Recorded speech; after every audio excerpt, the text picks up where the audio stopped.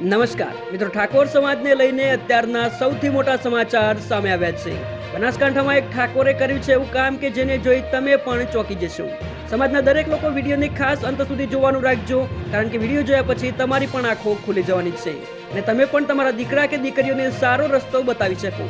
હાલના સમયમાં સોશિયલ મીડિયામાં અવારનવાર અવનવા બનાવો અને પ્રસંગો સામે આવતા હોય છે, જેમાં સમાજના દરેક લોકો સાથે મળી એકતા બતાવતા હોય છે. ત્યારે મિત્રો, હાલમાં બનાસકાંઠામાંથી ઠાકોર સમાજને લઈને અત્યારના સૌથી અગત્યના સમાચાર સામે આવ્યા છે. લાખણી તાલુકાના ડોડિયા ગામમાં ઠાકોર સમાજના દીકરાએ કર્યું છે એવું કામ કે જેને જોઈ તમે પણ કહેશો કે ભવિષ્યમાં સમાજના અનેક દીકરાઓ આવું કરી શકે છે.